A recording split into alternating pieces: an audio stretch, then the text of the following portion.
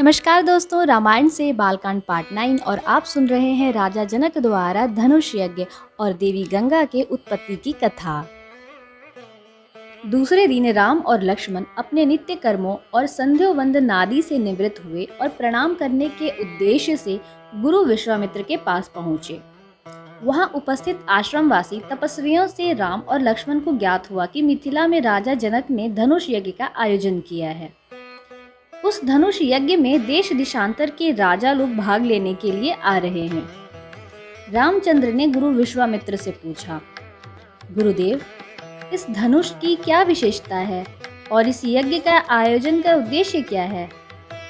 ऋषि विश्वामित्र ने बताया, हे राम, जनक मिथिलापुरी के राजाओं की उपाधि है जो चिरकाल से चली आ रही है।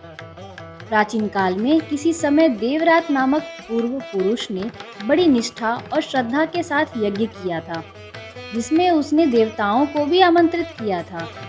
देवताओं ने देवरात के इस यज्ञ से प्रसन्न होकर उसे पिनाक नामक का धनुष प्रदान किया था। यह धनुष अत्यंत सुंदर, भव्य और गरिमामय है और साथ ही साथ यह बहुत भारी और शक्तिशाली भी है।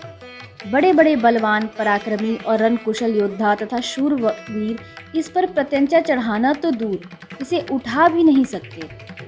अपनी एकमात्र रूपवती एवं लावण्यमयी कन्या सीता के स्वयंवर के लिए मिथिला नरेश ने प्रतिज्ञा की है कि जो भी पराक्रमी वीर, राजकुमार या राजा इस धनुष पर प्रत्यंचा चढ़ा देगा, उसके साथ वे अपनी कन्या का विवाह कर देंगे।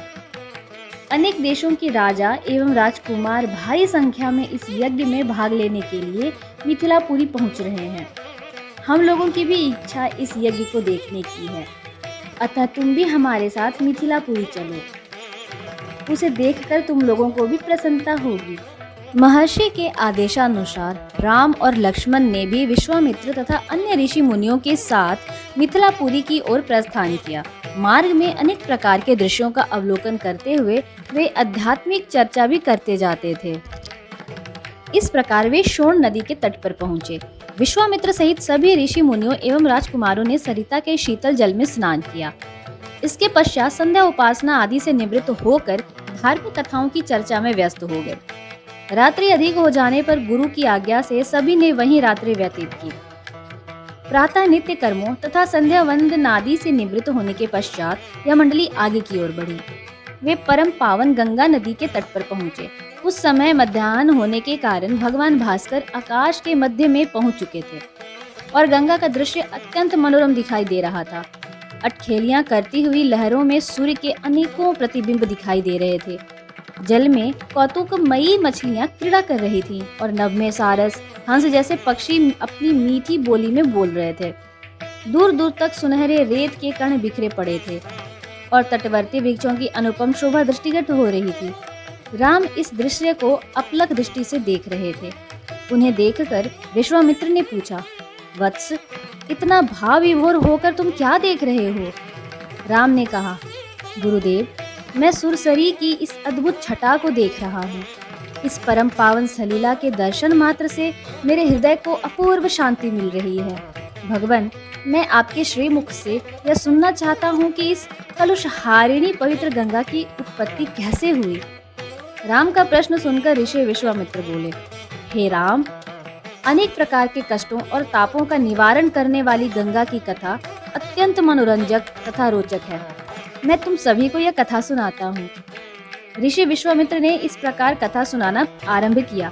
पर्वतराज हिमालय की अत्यंत रूपवती, लावण्यमयी एवं सर्वगुण संपन्न 2 कन्याएं थीं। इन कन्याओं की माता सुमेरु पर्वत की पुत्री मैना थी। बड़ी कन्या का नाम गंगा तथा छोटी कन्या का नाम उमा था। गंगा अत्यंत प्रभावशाली और असाधारण दैवी गुणों से संपन्न थी। वह किसी बंधन को स्वीकार न कर मनमाने मार्गों का अनुसरण करती थी। उसकी इस असाधारण प्रतिभा से प्रभावित होकर देवता लोग विश्व के कल्याण की दृष्टि से उसे हिमालय से मांग कर ले गए। पर्वतराज की दूसरी कन्या उमा बड़ी तपस्विनी थी।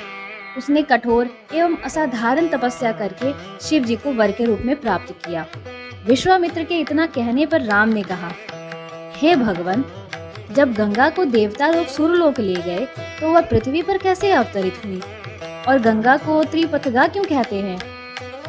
राम के इस प्रश्न का उत्तर देते हुए ऋषि विश्वामित्र ने कहा, सुरलोक में विचरण करती हुई गंगा से उमा की भेंट हुई।